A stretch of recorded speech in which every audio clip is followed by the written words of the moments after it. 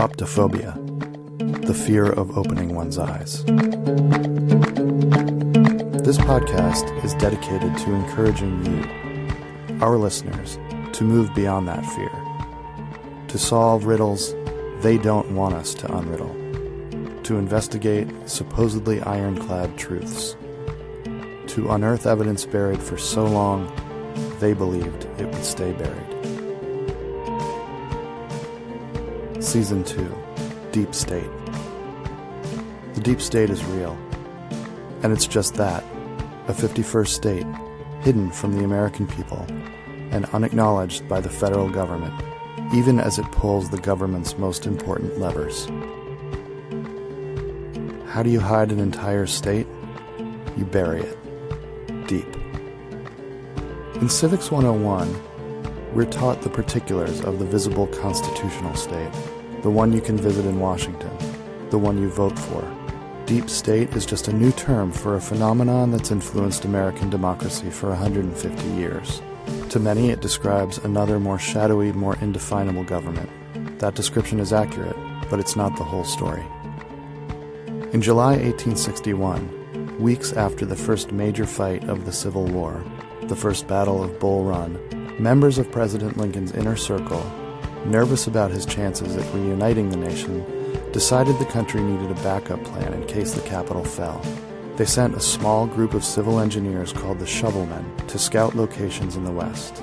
Today, some say the hole dug by the Shovelmen, believed to be underneath the Colorado-Wyoming border, houses a powerful bureaucracy rumored to be 600,000 strong. So why is a shadow government, designed to silently run the real version of American democracy, suddenly a regular topic of conversation within the constitutional state? Is there dissent in today's deep state? What's the ultimate goal of deep state leadership? This season on Optophobia, we'll track down the distortions, the assumptions, the omissions. Are you bored by the lies? Open your eyes.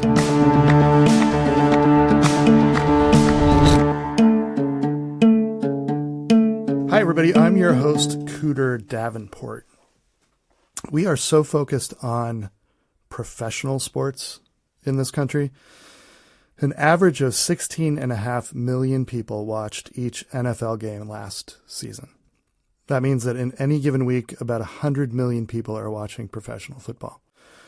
Compare that to amateur events that get their moment in the spotlight only once every 4 years at the Olympics. So sports like team equestrian dressage, or race walking, or rhythmic gymnastics, or badminton, or team archery. Where do these athletes, or even athletes who participate in the bigger Olympic sports like swimming or gymnastics, where do they go for 3 years in between the games? Our guest today has some answers to that question. But first, I want to talk a bit about the latest evidence about the origins of the deep state from our listener, Todd Snosh, who I guess at this point we could really just call a correspondent, since we've been talking to him about his research since he's been digging it up in an archive or a library or somewhere, I'm not sure where, in Medicine Bow, Wyoming. So Todd has been sending us these kind of one-off Shovelman-related fragments of document collections as he pursues his own scholarship. So he's writing a book about how the richest American of all time, Andrew Carnegie, was using model casts of his own dinosaur finds, presented to foreign leaders as gifts, to spy on those nations for President Theodore Roosevelt and the U.S. Army's Military Information Division. But in doing that research, Snosh found a trove of letters between one of the Shovelmen, Captain Habakkuk P. Mott, and a member of Lincoln's inner circle and the president's spiritual advisor, Bishop Matthew Simpson. From those letters, we now know that, first, the Shovelmen likely began digging near a place called Walbright Creek in southern Wyoming. We know they encountered large numbers of dinosaur bones as they began digging the bunker. We know they eventually realized they could use those bones as the structural foundation and scaffolding and even protective roof of the bunker. And we know they mapped out a 5,000 square foot living and working space that could hold President Lincoln and 50 members of his government. So Snosh sent along 2 letters this week, one from Simpson to Mott from December 1864, and then Mott's reply 2 months later. So Simpson's letter details the success of Major General William Tecumseh Sherman's march to the sea. He tells Mott to keep the engineers working on the bunker, but hints that it may never be necessary, that things look less dire for Lincoln's safety and the future of the Republic. Mott's response in 1865 is serene. He reports that the shovelmen are elated that their side is winning the war back home. But interestingly, he does not say that the rest of his unit is homesick or even asks when they might be returning to the East Coast. In one section, he writes, quote, "We have had another fine winter down here with our large-boned friends, though I suppose they are really just large bones. They have kept us safe, but have also kept us company. We have come to see them as protectors, these ancient beasts, and several of us are hoping to bring our families to these parts after we are discharged. I personally have become close to a Gorgosaurus, whom I refer to as O Marvelous One, and who I am particularly excited to introduce my young boys to. And by introduce, I mean sacrifice." So those are some interesting details from Todd Snosh this week, sort of taking an interesting turn in the early deep state. We really need to get Todd Snosh as a guest, I think. I'm very curious about his archive and where he's finding these letters. I keep asking him, but he says he's busy. So in the meantime, I am here with my regular co-host, star of Spoiled Treats with Clifford Hanger, Mr. Ford Hanger. Built Ford tough. So I saw this week in a publication called marketinginfluencer.hub that Spoiled Treats had broken into the top 15 YouTube unboxing channels. It did. And then you probably, if you read the rest of that article, you know that I'm suing YouTube. You're suing YouTube even though you've broken in? Yeah. Well, just because I'm making money doesn't mean I can't sue someone. I'm suing YouTube for, they told me that I'm making too many videos per month. And they're not sure that me showing unboxing videos of me talking about the box for which an item came from warrants monetization.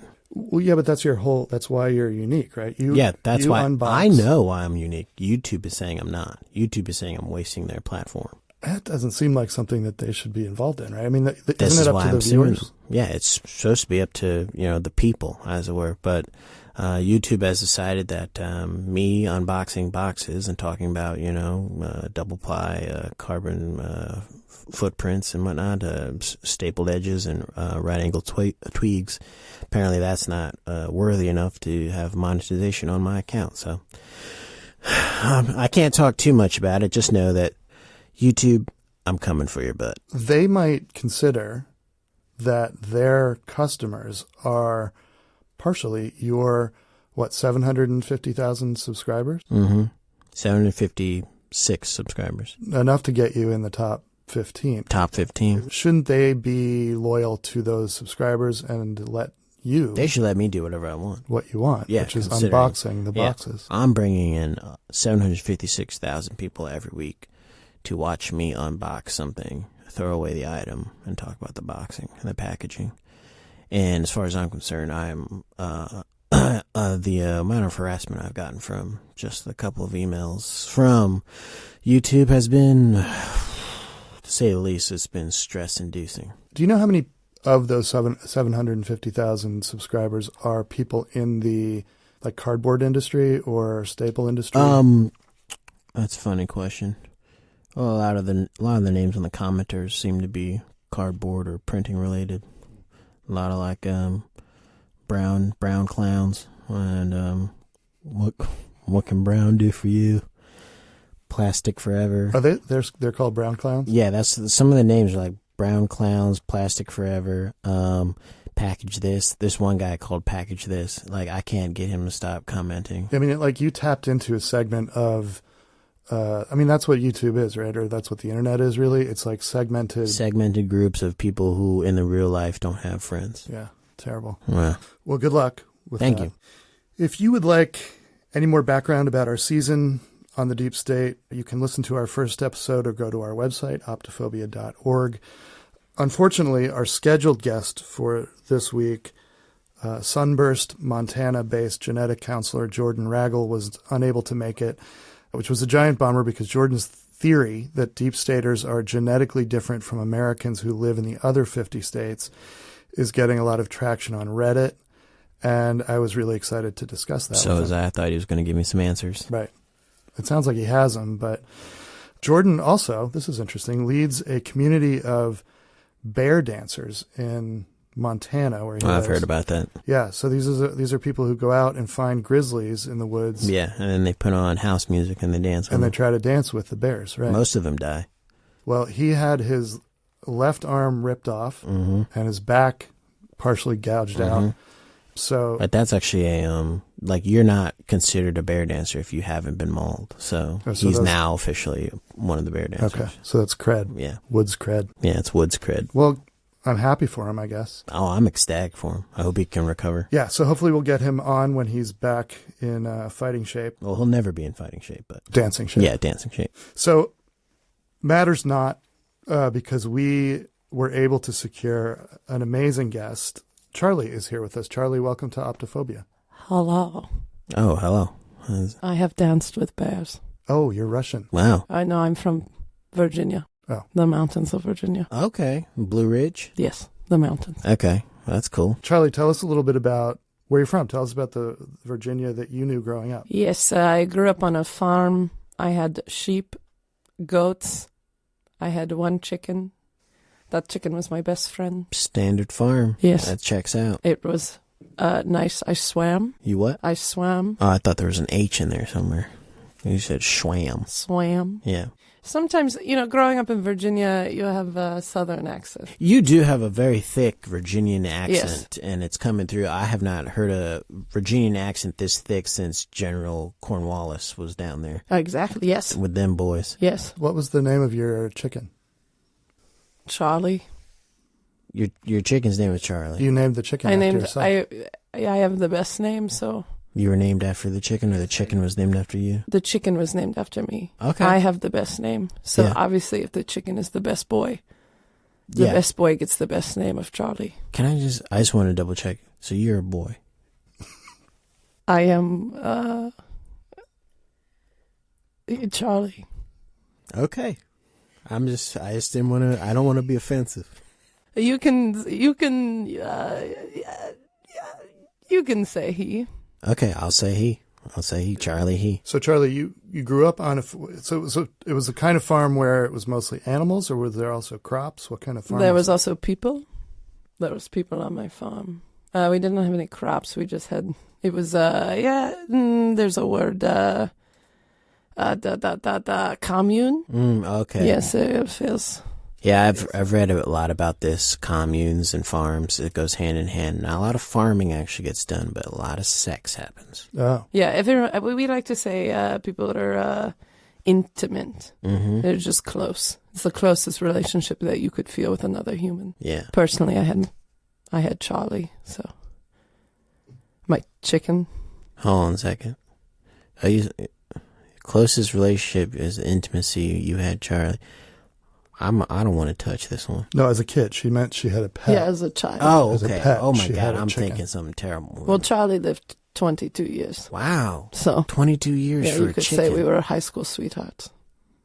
Now, I assume that's because everyone's like, wow, Charlie and Charlie are best friends. They hang out every day in high school.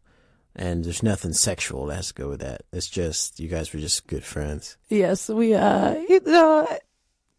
loved each other. Okay. And I knew parts of Charlie that, I only knew. Charlie knew parts of me that Charlie only knew. It was just Charlie and Charlie. Yeah. In farming communities like that, when you're in high school and your best friend is a chicken, Duh. I would imagine that it isn't so weird for the other kids because they're also farm kids and they probably also grew up with animals who were their friends. Duh. I had acquaintance from down the road. He had cow. He was as big as cow. Did you know cows What was the name of your friend? Your grow acquaintance? 8 feet? 8 feet tall? 8 feet tall cows. Is that when they stand on their hind legs? No, they're big. You don't kill a cow, it becomes 8 It becomes feet tall. 8 feet tall? Mm-hmm. A cow? A cow. That's, You stand next to cow 2 feet above you. yeah. I most, could never be friends with Yeah, cow. most people are 6 feet tall. Right. So, can I just ask the name of your acquaintance who had this 8-foot cow? Barney. Barney? Barney. I'm going to go out on a limb. What was the cow's name? Barney. Barney, yeah, okay. I thought so. Again, you have a best boy. You have your name, best name. You have best friend, best boy. Best name, best boy, yep. You become Barney and Barney. Yeah. Charlie, on the commune, when you were growing up, it sounds, if Cliff is correct, that Call me Ford. if Ford is correct, if there is a lot of sex going on this kind of commune that you grew up on as a child, is that now that you're adult, do you think back on it as just sort of like hippie freedom, or was it traumatizing? I have 4 fathers, and I have... Explain that real fast, because you said it like it's a normal thing. So Yeah, just explain how you have 4. I of have them. 4 fathers, and I have garnered multiple parents. Just so as a child, I had, 15 role models who were my parents. Oh, are you saying you have 4 fathers, like the Yeah, 4 fathers. No, like the no. founders of the country? The founders of me. I have 4. I have Rob, Yeah, Rob, Kimberly, Kimber. This is the father Janet, still. Kim, Janet. and Bert. Kim, Janet, Bert, Rob. Okay. Yes, you grow up at commune, Yep. you are all family. And those are your fathers. Yes, so we are unsure of whose sperm found what egg. Okay. So it's a Mamma Mia situation. You've never thought of just getting a DNA test real quick? I don't trust needles. I don't trust blood. I've worked with a lot of it, and I know what you can do with it. So I refuse to have anyone take mine. To take your... Okay. That makes sense.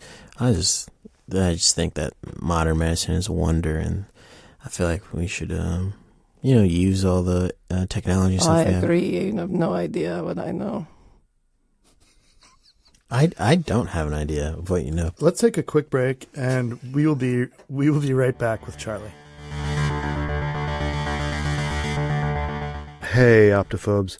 It's not happening as much these days, but everyone knows the feeling. You walk into a party by yourself.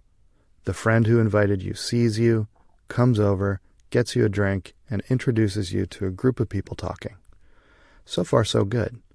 But after a few minutes, that group dissipates and you're alone. At a party where everyone's having fun. And you're alone. In the middle of a bunch of half-drunk people who are beautiful and probably work for banks or law firms or movie studios or tech companies that build the apps where you buy the movie tickets, or popcorn butter manufacturers, or the Twizzlers Corporation, or Milk Duds Limited. And you're alone. And you can't quite make yourself just walk up to another small group of strangers to say hi. Fear of making an ass of yourself by talking is super common. That's why Blend Venom Solutions created Chinchilla Death Adder Oil. We make this highly effective lube by combining the venom of the common death adder with the flower of the Acacia chinchillensis, both native to the grasslands of eastern Australia. The common death adder has the longest fangs and fastest strike of any Australian snake. A dose of its venom blocks neuromuscular transmission, leading to loss of muscle control, paralysis of extraocular muscles, abdominal pain, and enlargement of regional lymph nodes. The common death adder uses ambush rather than stalking to catch its prey, covering itself with leaves and using its yellow grub-like tail coiled near its head as a lure. Next time you go to a party by yourself, apply Chinchilla Death Adder Oil in your armpits and behind your knees. Enter the party, grab a drink, and just stand in the corner. Within 10 minutes, other partygoers will see that you've lost control of your eyes and bowels, and that your neck is bulging. All of a sudden, Chinchilla Death Adder Oil has brought the party to you. Blend Venom Solutions. we take away your fears using snakes. Okay, we're back with Charlie.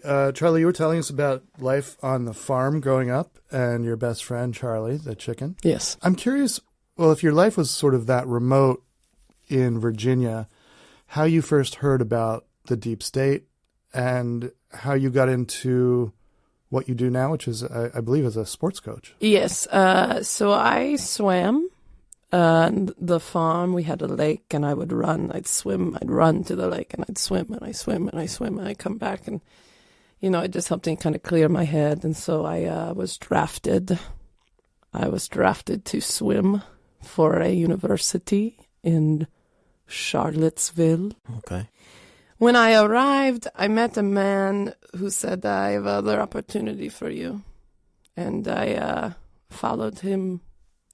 Some of my memories have been, modified, but I woke up the next day and I was in the deep state. How did you know? Well, you wake up and you're just in this big old bunker, and they said, "We want you to swim." I had 4 people in front of my bed. They said, "We want you to swim," and so there's pools, there's hot tubs, there's a lot of water down there. You would not think, but there's caverns. They flow. They kind of flow in and really get into the deep state. So the water system, it makes you question. Well, see, that's what ties into me a little bit, because this, Coot. I was kidnapped from the deep state and sent to upstate New York in Saratoga Springs. What's Saratoga Springs known for? Water. Do you have a pet? I actually do. I have a snow fox. You knew I was going to say so. I did. Yeah. It makes you think. So, Charlie, you wake up in this bunker. At what point do you understand why you've been brought there? So let's just say growing up, I was with, I had 4 fathers. They were all into different things. Can we get their names real fast one more time? Yes. We have Bert, Rob, Bethany, and Jane. Yes. Yep. So without identifying which of my fathers it was, but one of the 4 was into and dabbled in mind control.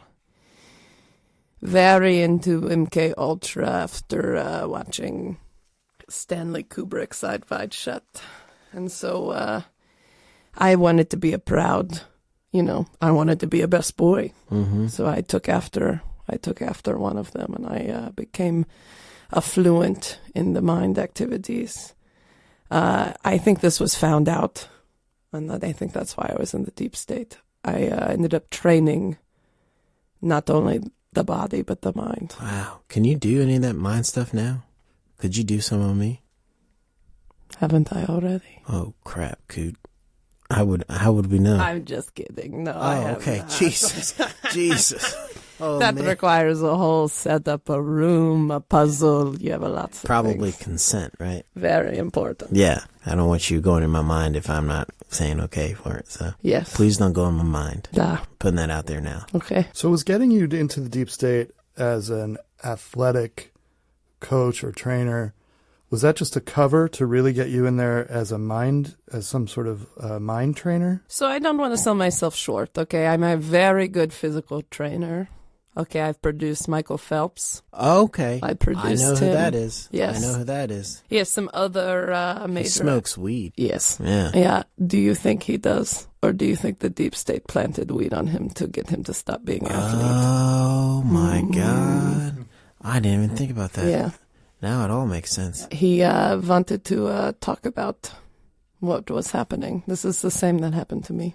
This actually makes sense. He is like a freak of nature. And it's almost like I always saw him at the Olympics. I was like, he looks like he was made somewhere. Yes. He doesn't look like he was born and then just worked hard. He looks like he was designed somewhere. Did you stretch his arms? Is that what happened? Yes, so we have these pulls. They pull, and you put them on the pull.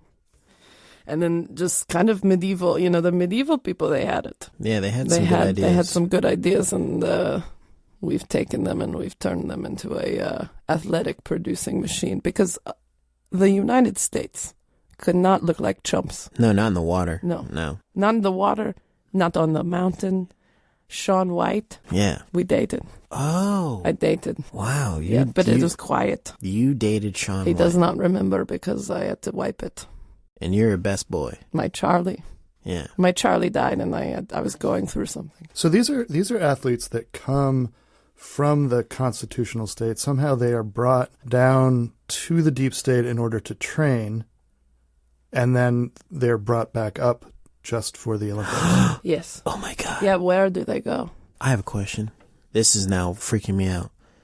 Between 1993 and 1995, Michael Jordan took a break from basketball to play baseball, quote unquote. He was terrible at it.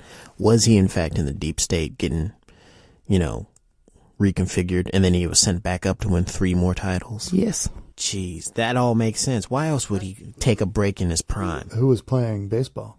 Some shell of Michael Jordan, because this person was unathletic on a baseball diamond. Yes. This person looked like they couldn't play a sport at all to save their life, but put a basketball in his hand, and all of a sudden it unlocked, almost like it was like watching math move. Yes, we have programming. There's programming. I say I'm still there. They've disowned me. And the only reason I have these memories is I kept extensive notes. Yeah. They wiped my brain when I left. Charlie, is this a partnership between the U.S. Olympic Committee and the deep state, or is it the deep state, where the U.S. Olympic Committee identifies certain athletes and sends them there, or is this the deep state coming up and kind of like just taking elite athletes to the deep state to train them further? So they are originally not taken. They are produced and then given and then taken back. So the deep state secures our appearance that we are the best. Okay. If an athlete begins to not produce, well, send them back. We send them back. Okay. And then you produce a new one that's going to eventually take their place. That explains that. And most of what makes the deep state training mechanism for athletes unique is the ability to use medieval torture methods. Yeah. Yes. So it depends on the case. So for someone who was, say, doing, what is that one where you go on the ice? No, the curling. The curling for a curler. We would never mess with a curler's physique. Yeah. Okay, I wasn't on this division, but I had a good friend who he worked with curlers. Mm-hmm. And for curlers, we just we take a fox and we just let them loose. We cover them in meat. We let them run, and a fox goes after them. Because they need to feel like their scared. Life is right. Yeah. Right. And, it works. This seems crazy. LeBron James, is he deep state? How are your emotions right in this moment? Right now I'm at a 5. You're at a 5. Yeah. A 5, like 1 being depressed and 10 being I could be happy. 6 being depressed. And how much do you love LeBron James? I love him so. The thing about LeBron is that he's technically 34, but he's got the face of a 60-year-old and the hairline of a 60-year-old. And my thing is, I think he might have been engineered. I will say he does very well for what he's given. That's not answering my question. Is he from the deep? Did you guys make LeBron James? Duh. Oh my God. I feel like I'm saying too much. Charlie, let me ask you one more question before we go. It's kind of the root of what we're trying to get at over this whole season. From your perspective, having worked in the deep state, what do you think the ultimate goal of the deep state is? What does the deep state want from the rest of the United States? Yeah, so I was kicked out of said state, and I served my time and I did what I was supposed to do for my country. I think the deep state just really wants to, on the commune we all belong. Mm-hmm. We all love. There's an intimacy. Too much love. Some would say not enough. But I think the deep state feels like your friend in high school who you only talk to one-on-one. But then when you were in a group of people, you ignored or bullied. Okay, so there's an ego thing happening here. And so I think by taking all the major athletes, by taking all the major people, by controlling the government, it makes them feel powerful. I think their ultimate goal is just to take over. But it won't fulfill them in the end. They need love. Just like Charlie the chicken. Just like it's still a sensitive topic. So, when did Charlie pass? Charlie passed 37 years ago. I only ask you this because there was a New York Times article about a chicken that was ripped in half from its anus to its stomach in a freak accident. The body was never found for Charlie. There was a few bodies. Okay. But that article was published a week after I woke up in the deep state. A week after? Yes. I went to college. Charlie was safe. I went to deep state. Charlie was gone. There was an anus ripped open on a chicken. Okay. Wow. I actually have one more question. Yes, please. What got you kicked out of the deep state? Yes, so I developed a puzzle. So part of my training was I would develop these puzzles for athletes.